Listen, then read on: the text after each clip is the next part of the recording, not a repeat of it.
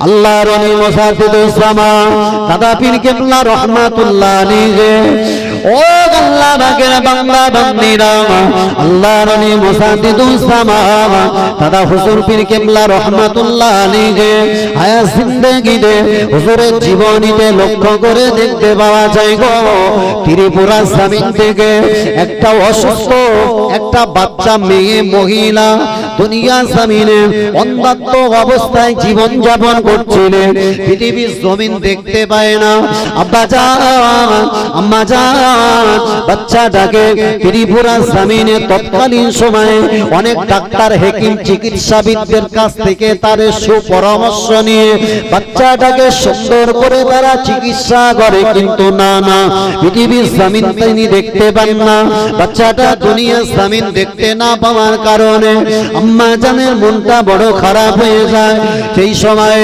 আল্লাহর ওলি মুসাদ্দিদুস জামান দাদা পীর কেবলা রহমাতুল্লাহ আলাইহি সান্নিধ্যে গানার জন্য কলকাতা জমিনে আল্লাহর ওলি মুসাদ্দিদুস জামান ওই সময় কলকাতা ধর্মতলার নিকটস্থ টোলাটুলি বলে একটা জায়গা ওই জায়গার একটা মসজিদে তিনি যখন সেই জায়গার খিদমতের কাজে নিয়োজিত ওই সময়ে আল্লাহর ওলির কাছে বাচ্চাটাকে গানা হলো হুজুরের জীবনীতে দেখতে পাওয়া যায় আল্লাহর ওলি মুসাদ্দিদুস জামানের কাছে আনবা পরে আল্লাহর ওলি মুসাদ্দিদুস জামান দাদা পীর কেবলা রহমাতুল্লাহ আলাইহি ওই বাচ্চাটাকে সুন্দর করে নিজের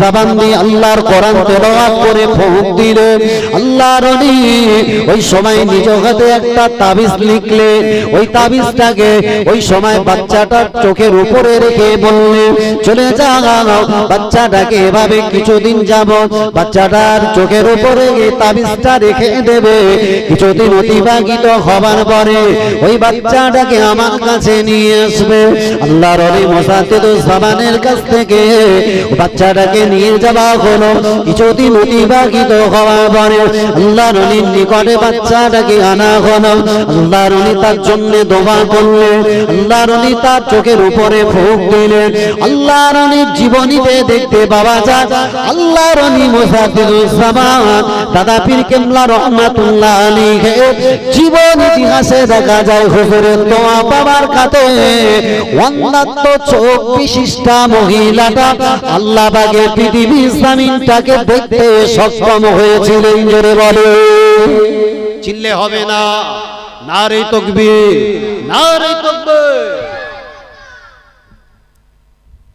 এটা হলো দাদা পীর কেবলা রহমাতুল্লাহ আলাইহি দুনিয়ার জমিনে এমন জীবন যাপন করেছেন ফুঁক দিলে আল্লাহ পাক তার দোয়াটাকে আল্লাহ আসমানে পর্যন্ত কবুল করতেন একবার জোরে হবে না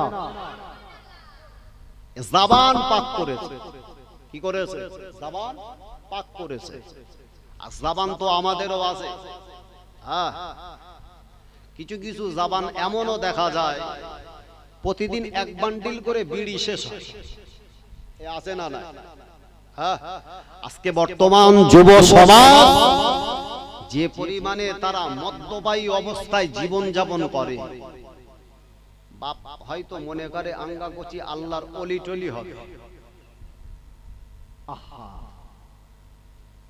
মাতালের চরিত্র জীবন যাপন বাপ তুমি চেননি জানো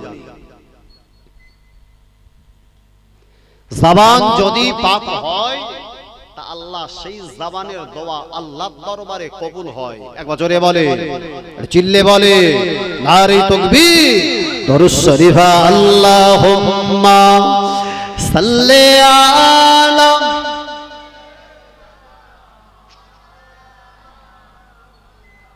ওয়া আলা আলি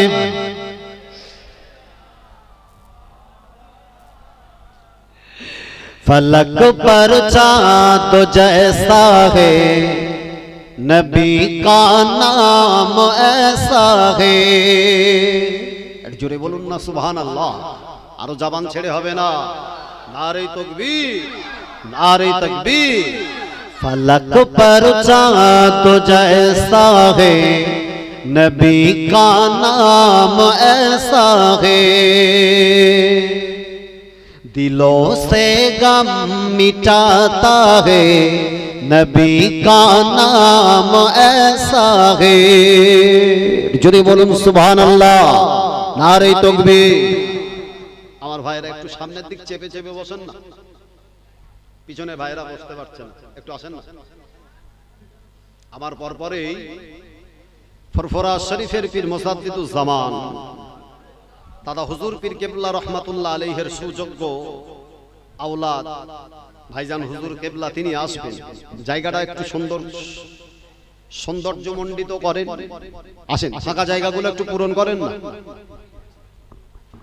फलक पर चाँद जैसा है, नबी का नाम ऐसा है, दिलों से गम मिटाता है, नबी का नाम ऐसा है।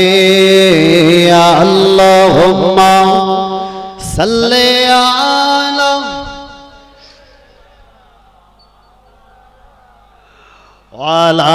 वाले।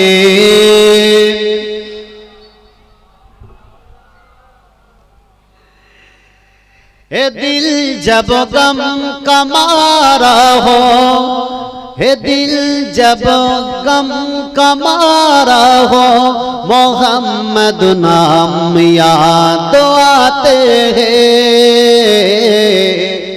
हे दिल जब गम का मारा हो, मोहम्मद याद आते हैं।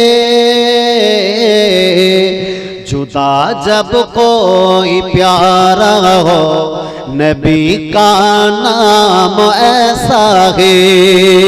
जुड़े होबे ना, चिल्ले होए ना, नारे तकबीर, नारे तकबीर। फलक पर चाँद जैसा है, नबी का नाम ऐसा है, दिलों से गम मिटाता है, नबी का नाम ऐसा है। हे दिल जब गम का मारा हो, मोहम्मद याद आते हैं। हे दिल जब गम का मारा हो, मोहम्मद याद आते हैं। जुदा जब कोई प्यारा हो, मोहम्मद याद आते हैं। फलक पर चाँद जैसा है, नबी का नाम ऐसा है, दिलों से गम मिटाता है, नबी का नाम ऐसा है। अल्लाहुम्मा सल्ले अला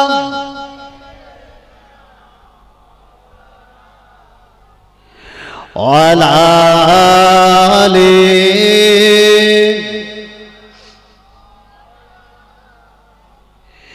के उनकी यादों की शबनम है मरहम मेरे जख्मों का, के उनकी यादों की शबनम है मरहम मेरे जख्मों का,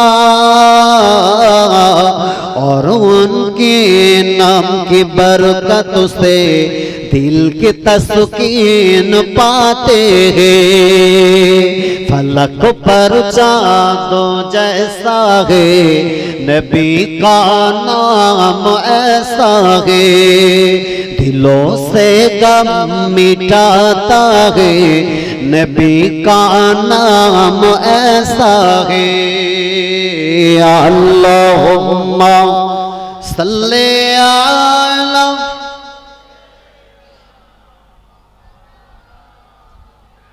वाले सय्यदिना।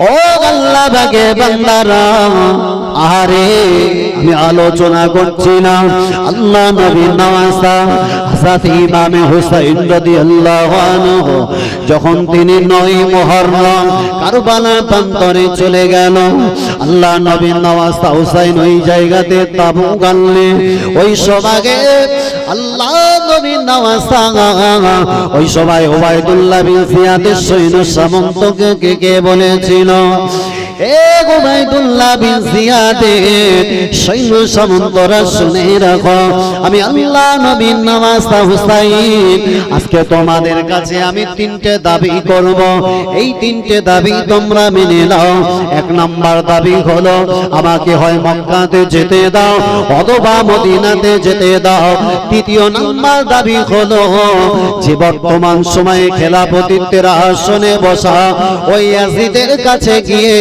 আমাকে হাজির করো আল্লাহ নবীর নওয়াজা হুসাইন রাদিয়াল্লাহু আনহুকে পরিষ্কার বানিয়ে দেওয়া হলো এই মুহূর্তে এখানে ওবায়দুল্লাহ বিন জিয়াদের হাতে তোমাকে বশ্যতা স্বীকার করতে হবে আল্লাহ নবীর নওয়াজা হুসাইন রাদিয়াল্লাহু আনহু মানতে নারাজ আর ইতিহাস দেখলে দেখতে পাওয়া যায় ওই দিনে যখন 10ই মুহররমের সুবহে সাদি ভোরবেলাতে ওই সময় 72 জনের কাফেলাতে আল্লাহ নবীর নওয়াজা হুসাইন নিজের পরিবারের মানুষদেরকে ডেকে বললেন ও আমার পরিবারের মানুষেরা তোমরা যদি মনে করো এখান থেকে তোমরা এই পিছন দিক থেকে তোমরা বেরিয়ে যাও তোমাদের পালানোর জন্য এই বাতিটা নিভিয়ে দিলাম তত সময় আল্লাহ নবীর নওয়াজা হুসাইনকে নিজের পরিবারের মানুষেরা বললেন ও আল্লাহ নবীর নওয়াজা হুসাইন তুমি কিভাবে ভাবতে পারলে বিপদের মুখে তোমাকে একা রেখে আমরা পিছন থেকে পালিয়ে যাব এটা কখনো মেনে নেওয়া যায় না জীবন যদি আপনার রক্ষণাবেক্ষণের জন্য যদি চলে যায় এই জীবনটা হবে পৃথিবীর জমিনে শ্রেষ্ঠ জীবন জোরে বলে আরো জোরে বলে আমরা সেই মানুষ নয় যেমন ভাবে কুফার মানুষেরা আপনার সঙ্গে দ্বিচারিতা করেছে আমরা কুফাবাসী আল্লাহ নবীর নওয়াজা হুসাইন রাদিয়াল্লাহু আনহু ওই সময় তিনি বললেন তবে শুনে রাখো আজকের রাত হয়তো হতে পারে এটা আমাদের জীবনের শেষ রাত তাই হেলাই না কাটিয়ে রাতটা আল্লাহর ইবাদতে কাটিয়ে দাও একজোরে বলে সারাটা রাত আল্লাহর ইবাদতে নিমগ্ন হালাতে এদিকে ফজরের সময় যখন নিকটস্থ তারা ওই কারবালার রণপ্রান্তরে তারা নিজেরা ফজরের নামাজ জামাতের সঙ্গে আদায় করার জন্য যে যার মতো ইমাম হুসাইন রাদিয়াল্লাহু আনহুর তার ইমামতিতে তারা নামাজ আদায় করলেন এদিকে ফজর যখন হয়ে গেল যুদ্ধের দামামা বেঁধে গেছে আল্লাহর নবীর নওয়াজা ইমাম হুসাইন রাদিয়াল্লাহু আনহু যুদ্ধ শুরু করার আগে এই সময় ইয়াজিদের সৈন্য সামন্তদেরকে ডেকে বলল তোমরা আমার সঙ্গে যুদ্ধে লিপ্ত হওয়ার আগে আরো একবার ভাবো আমি ইমাম হুসাইন অগত্যা নিজের ইচ্ছাকৃত বশত সিংহাসন পাওয়ার আশাতে আমি আসিনি আমাকে তোমরা বারবার ইনভাইট আমন্ত্রণ পত্র পাঠিয়েছ আর সেই পত্রে সাড়া দিয়ে মাজলুমের পাশে দাঁড়ানো আমি ইমাম হুসাইন এর জন্য আজকে আমার তোমাদের সঙ্গে যুদ্ধ করতে হবে আল্লাহর নবীর নওয়াজা ইমাম হুসাইন রাদিয়াল্লাহু আনহু অশ্রু সিক্ত নয়নে বেদনা ভরা মন নিয়ে যখন তাদের কাছে বারবার কাকুতি মিনতি করে জানালেন কোনোভাবেই তাদের এই ইমাম হুসাইনের চোখের পানি অন্তর তাদের কোনোভাবে ব্যথিত করল না 10ই মুহররম 10 তারিখে মুহররমের 10 তারিখে আল্লাহ নবীর নওয়াজা হুসাইন রাদিয়াল্লাহু আনহু যখন নিজের পরিবারের বাচ্চাগুলা একে একে যখন জিহাদের ময়দানে গিয়ে জিহাদের কারবালার রণপ্রান্তরে গিয়ে শহীদ হয়ে যায় এক পর্যায়ে যে যার মতো যায় কারবালার প্রান্তরে শহীদ ও আল্লাহ বান্দারা আল্লাহ নবীর নওয়াজা হুসাইন রাদিয়াল্লাহু আনহু যখন তার পরিবারের আর কেউ অবশিষ্ট থাকে না বাবাজি আল্লাহ নবীর নওয়াজা হুসাইন ওই সময় নিজের বোন যায়নাবকে ডেকে বলল আমার আব্বা জানের ব্যবহার করা তলোয়ার জুলফিকারটা আমার হাতে দাও আমার বিশ্ব নবী রাহমাতুল লিল আলামিন নবী মাথায় পাগড়ি ব্যবহার করা ওই পাগড়িটা আমাকে দাও আল্লাহ নবীর নওয়াজা হুসাইন রাদিয়াল্লাহু আনহু কারবালা প্রান্তরে যখন তিনি নামলেন আহারে লক্ষ্য করে দেখতে পায় যখন ইমাম হুসাইন কারবালা প্রান্তরে দাঁড়িয়ে গেছে ওই সময় কুফা নগরীর মানুষেরা উবাইদুল্লাহ বিন জিয়াদের সৈন্য সামন্তরা আমর ইবনুল আসের সৈন্য সামন্তরা ইয়াজিদের নিষ্ঠুর শত্রুরা যেন দেখে আল্লাহ নবীর নওয়াজা হুসাইন যেন জিহাদে লাভেনি আল্লাহ নবী বিশ্ব নবী আমার স্বয়ং তিনি যেন জিহাদের ময়দানে হাজির হয়েছে জোরে বলে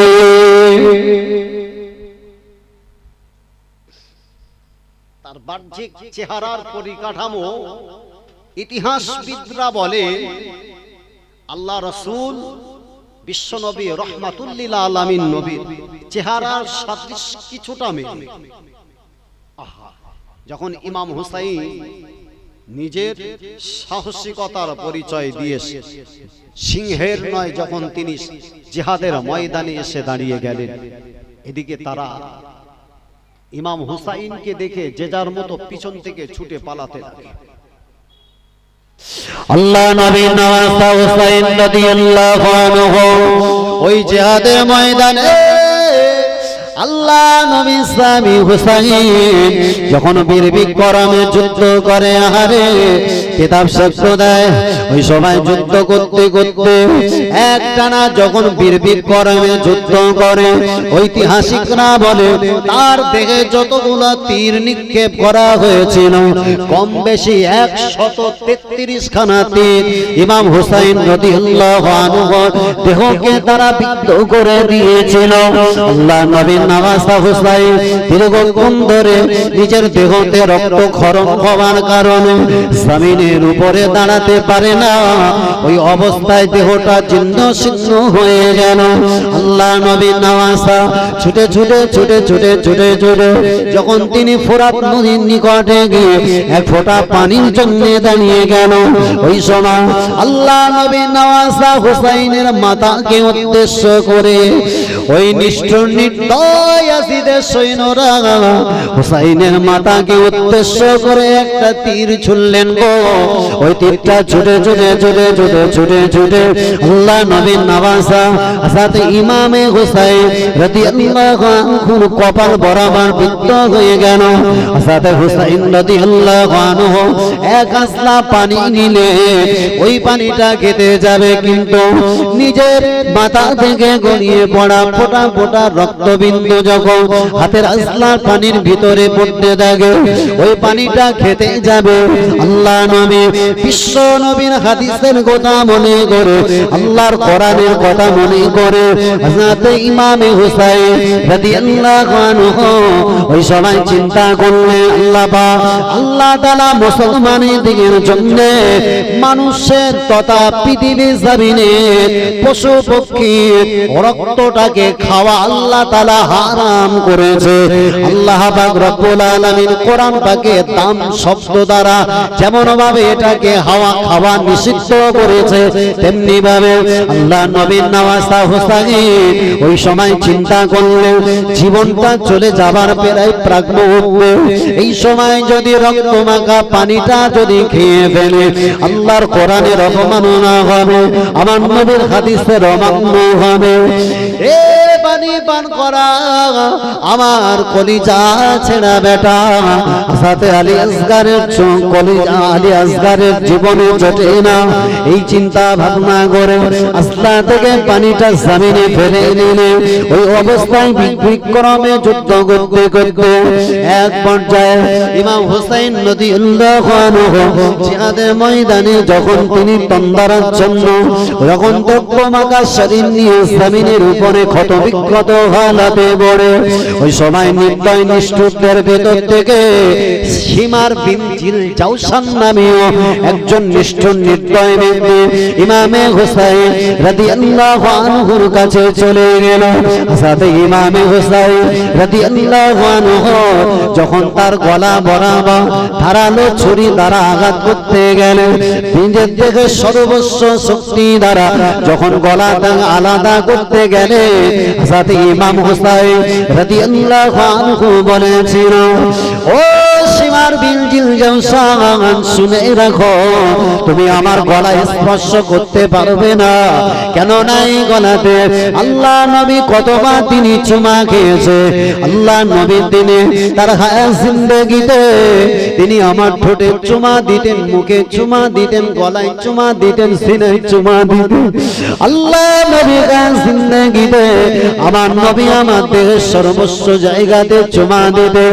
আল্লাহ নবী সাহাবীরা আল্লাহ নবীকে একদিন জিজ্ঞাসা করে, ইয়া রাসূলুল্লাহ, ইয়া হাবিবাল্লাহ, আপনি কেন ইমাম হাসান হুসাইন রাদিয়াল্লাহু আনহুকে এত চুমা দেন? এত তাদের দেহের কেন সুগন্ধি আপনি নেন?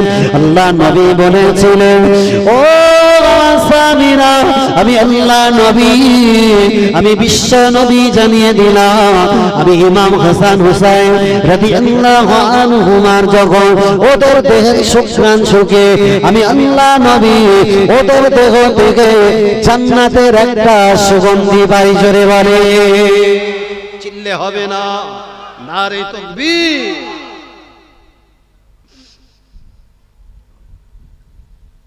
আল্লাহ নবী নওয়াজা হুসাইন জমিনের উপরে রক্তাক্ত হালাত, আহারে নড়তে পারে না, চলতে পারে না, অস্ত্র সিক্ত নয়ন বেদনা ভরা মন নিয়ে কারবালার প্রান্তরে তিনি সহায় সম্বলহীন একাকিত্ব অবস্থায় পড়ে ওই সময় তার গলার উপর ছুরি চালাতে যখন যায়, সীমার বিন জিলজাওশানকে জানিয়ে দেওয়া হলো, ওরে নিষ্ঠুর নির্দয়ী মানুষেরা শুনে রাখো, আজকে কাকে তোমরা দেহ থেকে গর্দানটা আলাদা করতে যাচ্ছ? আমার নবী দুনিয়ার জমিনে, আল্লাহ নবী দুনিয়ার জমিনে না যদি আসতো, তোমাদের দুনিয়ার জমিনে আসা হতো না। আল্লাহ নবী যদি দুনিয়াতে না আসতো, আমার নবীর কারণে আল্লাহ পৃথিবীর জমিন, আসমান জমিন, দুনিয়ার সমস্ত কিছু সৃজন করেছে। ওই নবী কলিজা ছেড়ে না তো আমার নবীর নামাজ তাকে এত নির্দয়ের সঙ্গে কষ্ট দিচ্ছে। কিয়ামতের দিন, মুসিবতের দিনে তোমরা কি আমার নবীর সামনে দাঁড়াবে না? আমার নবীর সম্মুখে কি দাঁড়াতে লজ্জা হবে না? ও নিষ্ঠুর নির্দয় মানুষেরা, একটা বারের জন্য আমার নবীর ওই হাদিসকে স্মরণ করো। আল্লাহ নবী বলেছিলেন, আল্লাহ নবী বলেছিলেন, আল হাসান ওয়াল হুসাইন সাইয়্যিদাস শাবাব আহলিল জান্নাহ। আল্লাহ নবী বলেছিলেন, বাবা সাহাবীরা, আমি আল্লাহ নবী জানিয়ে দিলাম, আল্লাহ পাক সমস্ত জান্নাতীদের সত্তার করে আমার আল্লাহ তাআলা হাসান হুসাইনকে তিনি সত্তার বানাবেন। জোরে বলে, আমি হাসান হুসাইন, আমরা যদি দুই ভাই আল্লাহ দয়া জান্নাতে না যায়, তোমরা দয়া জান্নাতে এন্ট্রি নিতে পারবে না। আজকে সেই ইমাম হাসান হুসাইনের ভিতর থেকে হুসাইনের প্রতি এতটা কষ্ট দিচ্ছে, আল্লাহ নবী বলেছিলেন, ওমান আবগাদা হুমা ফাকাদ আবগাদানি। আল্লাহ নবী বলেছিলেন, আমার সঙ্গে শত্রুতা করা, আমার নবীর সঙ্গে শত্রুতা করার নামান্তর। আমার নবীর হাদিসকে অমান্য করো না। কিন্তু নিষ্ঠার নির্দয়দের কদ্দরে বিন্দু মাত্র কষ্ট হলো না। বাবাজি, ওই সময় আল্লাহ নবীর নওয়াজা হুসাইন বললেন, মারতে যদি হয় গদ্দানে আপনার পিঠের কাঁধ বরাবর তলোয়ার দিয়ে আঘাত করো। সীমার বিন জিলজাওশান এবারে তার পিঠের উপরে চড়ে বসলে ধারালো অস্ত্রের দ্বারা আল্লাহ নবীর নওয়াজা হুসাইন রাদিয়াল্লাহু আনহু এই অবস্থাতে দেহ থেকে গদ্দানটা আলাদা করে দিলেন। বাবাজি, ইতিহাসবিদরা বর্ণনা দেয়, ওই মাঠেতে ইমাম হুসাইন রাদিয়াল্লাহু আনহু মাথার ভিতর দিয়ে তারা একটা তীর ভিতরে প্রবেশ করিয়েছে। কারবালা বন্দরে আল্লাহ নবীর নওয়াজা হুসাইনে মাথাটাকে তারা তীরের ফলা দ্বারা উঁচু করে টোটাল ওই কারবালা প্রান্তরে ঘুরিয়ে দেখিয়েছে। এত পরিমাণে তারা দাম্ভিকতা করেছিল, এত তারা অহংকার প্রকাশে সেই দিনেতে তারা এত পরিমাণে তারা আনন্দিত হয়েছিল। আল্লাহ নবীর নওয়াজা হুসাইন রাদিয়াল্লাহু আনহু দেহের উপরে তারা এইভাবে তারা ঘোড়া চালনা করিয়ে দিয়ে গোটা কারবালা বন্দরে দেহর মাংসগুলা আলাদা করে নিয়েছে। তামাম কারবালা প্রান্তর যেন ইমাম হুসাইনের রক্ত, ইমাম হুসাইনের মাংস ছড়িয়ে পড়েছে। আল্লাহ নবীর নওয়াজা হুসাইন রাদিয়াল্লাহু আনহু এই অবস্থাতে এতটা জুলুম এবং কষ্ট দিয়ে পৃথিবীর জমিন থেকে তাকে শহীদ করে দেওয়া হয়েছে। ও আল্লাহ বাগা বান্দা বান্দিরা, এটা হলো ইমাম হুসাইন রাদিয়াল্লাহু আনহুর শাহাদাত। তামাম পৃথিবীর জমিনের মুসলমানদের জন্য স্মরণীয় শুধু না, এটা হলো গোটা মানব জাতির জন্য চিরস্মরণীয়। ইমাম হুসাইন রাদিয়াল্লাহু আনহু শুধু মুসলমানদের রোল মডেল না, এটা হলো পৃথিবীর জমিনের সমস্ত মানব জাতির জন্য রোল মডেল। পৃথিবীর জমিনে ইমাম হুসাইন শুধু মুসলমানদের জন্য আদর্শ নেতা নয়, বরং পৃথিবীর জমিনে সমস্ত মানুষ দিগের জন্য আদর্শ নেতা ছিলেন। জোরে বলে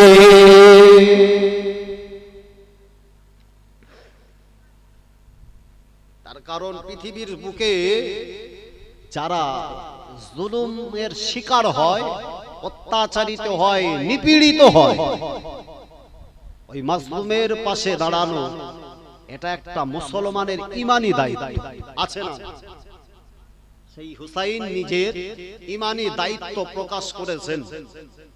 নাম্বার 2, পৃথিবীর জমিনে ন্যায় হক প্রতিষ্ঠা করা এবং ঠিক তার পাশাপাশি খেলাফতিত্ব তথা রাজ সিংহাসনটাকে কোন মাতালের দ্বারা নোংরা না হয়, তার এই মূলত তার প্রতিবাদ। এটা হচ্ছে গোটা মানব জাতির জন্য শিক্ষা। অত্যাচারী যারা হবে, অত্যাচারী শাসকের বিরুদ্ধে দাঁড়াতে বিন্দুমাত্র ইমাম হুসাইন কুণ্ঠাবোধ করেনি। এক বছরে হবে না, এটা চিল্লে হবে না, নারে তাকবীর। কোন ইমাম হাসান হুসাইন? যে ইমাম হাসান হুসাইন রাদিয়াল্লাহু আনহুমা নিজের জীবন উৎসর্গ করেছে, কিন্তু অন্যায়ের সঙ্গে কখনো আপোষ করেনি। এটা হচ্ছে পৃথিবীর জমিনে একজন ভালো আদর্শ নেতার পরিচয়। আজকে নেতা চয়ন করার ক্ষেত্রেও ঠিক একই রকম আমাদেরকে অন্তত একটাবার লক্ষ্য রাখা উচিত। ভোট আসলে মুসলমানদের ভিতরে যতটা দলাদলি, বিদ্বেষ এবং ঘর ভাঙা, মানুষের প্রতি জুলুম অত্যাচার করা অন্যান্য এলাকায় যতটা বেশি না হয়, মুসলমান এলাকায় ভোটের সময় এই সমস্ত দাঙ্গা হাঙ্গামার পরিমাণ কম হয় না বেশি হয়? যার বাস্তবতার নিদর্শন বিগত সপ্তাহখানেকের 1-1.5 সপ্তাহের ভিতরে 3টি রাজনৈতিকগত কারণে হিংসার বশবর্তী হয়ে 3টে ছেলে পৃথিবীর জমিন থেকে মারা গেল। তার মধ্যে 1 নাম্বার আপনারা দেখেছেন ভাঙড় রাজ্জাক খান নামে, আর একটা দেখেছে বীরভূমের, আর একটা মালদা জেলার ইংলিশ বাজার। যে 3টে মারা গেল সব আমার মোল্লা নামধারী মানুষ। একটাবার আমার শিক্ষা নিতে হবে, আমার ভাইয়ের রক্তের উপরে যারা নিজের ক্ষমতা টিকিয়ে রাখতে চায়, আমার ভাইয়ের রক্ত নিয়ে যারা হোলি খেলে নিজের যারা গদি মজবুত করতে চায়, অন্তত পক্ষে এটা আমার শিক্ষা নেওয়া উচিত। আমি দুনিয়ার বুকে কিছু স্বার্থ রাজনৈতিক ফায়দা লোটার জন্য কোন মুসলমানের প্রতি জুলুম অত্যাচার করব না। এটা হবে একজন ভালো আদর্শ নেতার পরিচয়, একটা ভালো মানুষের পরিচয়। কেননা রাসূল বলে, আল্লাহ রাসূলকে একজন সাহাবী জিজ্ঞেস করেছিলেন, ইয়া রাসূলুল্লাহ আইয়ুল মুসলিমিনা খায়র, পৃথিবীর বুকের শ্রেষ্ঠ মুসলমান কি? নবী তার জবাবে বলেছিলেন, মান সালিমাল মুসলিমুনা মিন লিসানিহি ওয়া ইয়াদিহি। নবী ভালো মুসলমানের ডেফিনেশন দিয়েছিলেন যে মুসলমানের হাত জবান থেকে মুসলমান নিরাপদ থাকে, ওই মুসলমানটা ভালো মুসলমান। এক বছরে হবে না, জবান ছেড়ে হবে না। এ নবীর হাদিসের কথা বললাম, পকেটের বানোয়াট হাদিস তুলেছি। রাসূল বলেছেন, তুমি যদি নিজেকে মুসলিম হিসাবে দাবি করো তাহলে অবশ্যই তুমি তোমার জবান দিয়ে কোন মুসলমানের বিরুদ্ধে তুমি কুৎসা রটাতে পারবে না। তুমি যদি খাঁটি মুসলমান হিসাবে দাবি করো, কোন মুসলমান হিসাবে অন্য মুসলমানের গালিগালাজ করতে পারবে না। মুসলমান দাবি করলে তুমি মুসলমান হয়ে অন্য মুসলমানের বিরুদ্ধে ষড়যন্ত্রে লিপ্ত হতে পারবে না। কিন্তু যারা মারে তারা মুসলমান, যারা মরে তারাও। এইটা হচ্ছে বাস্তবতায় আমার সমাজের প্রেক্ষাপট। সুতরাং তো একটাবার সতর্ক হওয়া উচিত। এ বাবা, লাগবে কি লাগবে? সতর্ক হওয়া লাগবে কি লাগবে না? আজকে ইমাম হুসাইন রাদিয়াল্লাহু আনহু কেন তিনি তার জীবন আজকে শহীদ হলো, এই কারবালার মর্মান্তিক ঘটনা থেকে আমাকে শিক্ষা নিতে হবে। আমার ভাইয়েরা, আল্লাহ আমাকে আপনাকে সঠিক বুঝশক্তি প্রদান করেন। সকলে বলেন আমিন। আর দরুদ শরীফ পড়ি। আল্লাহুম্মা সাল্লি আলা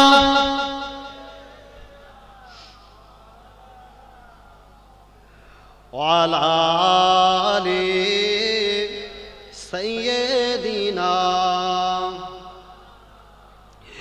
একটু কলমা জিকির, কালমা লা ইলাহা ইল্লাল্লাহ, লা ইলাহা, লা ইলাহা ইল্লাল্লাহ। নবীজির নওয়াসা ইমামে হোসেন কারবালা প্রান্তরে শহীদ হলেন। নবীজির নওয়াসা ইমামে হোসেন কারবালা প্রান্তরে শহীদ হলেন। চিঠি দিয়ে ডেকে তারে করলো ছলনা, চিঠি দিয়ে ডেকে তারে করলো ছলনা। ইয়াজিদি সেনা কবু ছাড়া পাবে না আদরে। নবীজির নওয়াসা ইমামে হোসেন কারবালার প্রান্তরে শহীদ হলেন। কুফা থেকে ঘন ঘন চিঠি যে আসে, বলে তারা হুসাইনকে ভালোবাসে। একটা নয় 150 চিঠি পাঠিয়েছে আর বলেছে আপনি আসেন, আমরা সব আপনার মহব্বত আর ভালোবাসা দাওয়াত করেছে না করে। কুফা থেকে ঘন ঘন চিঠি যে আসে, বলে তারা হুসাইনকে ভালোবাসে। হাসানকে বিষ দিয়ে যারা মারিল, কারবালায় হুসাইনকে তারাই শহীদ করিল। অবশেষে হুসাইন নিল কারাজান, অবশেষে হুসাইন নিল কারাজান। খোঁজ নিয়ে দেখো তারা নামে মুসলমান আদরে। নবীজির নওয়াসা ইমামে হোসেন কারবালা প্রান্তরে শহীদ হলেন। চিঠি দিয়ে ডেকে তুমি করলে ছলনা, চিঠি দিয়ে ডেকে তুমি করলে ছলনা। ইয়াজিদি সেনা কবু ছাড়া পাবে না আদরে।